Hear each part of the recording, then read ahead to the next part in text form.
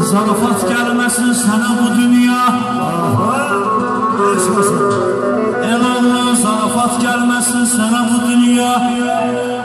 Bu dünya zarafat meydanı değil. Karışka yerisi rahat gelişti. Bu meydan köhlenat meydanı değil. Oynadık çok şeyi kumar oynama. Etse de ruhunu kumar oynama. Sen bu kumarbazla kumar oynama. Zarafat gelmesin sana bu dünya. Sana bu dünya. Sana bu dünya. Adil müəllim deyəsən dünyadan gireylidir.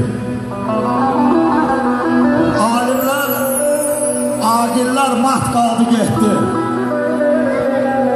İşi məbadı, sirdi dünyanın. Heç kəsi yaşatmaz öz yaşı qədər. Kişi kimi sözü bildi dünyanın.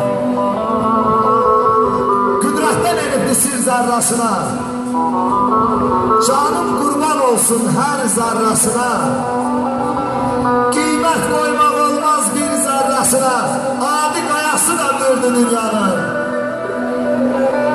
Allah mən ömrün bir qiymətini özünə dost elan, mərdi, mətini. Ədə bir dəfə qalırsan, çəh ləzzətini. Sənə mi qalıbdır dərdi dünyanın? Sənə mi qalıbdır dərdi dünyanın? Allah heç qədət verməsin. Yaşa. Allah olsun. Ayağın altını kazan olacak.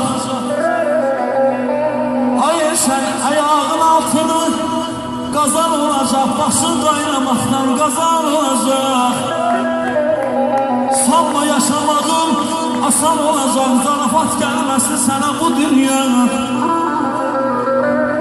Çok yerde meşirli oyun olacak. Şirin felek sevilip koyun olacak.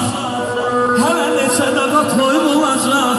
Zarafat gelmesin sana bu dünya. Muğamın balı ağlamak. Muğam ağlamak, balı ağlamak. Varında sevilmiş çağlı ağlamak.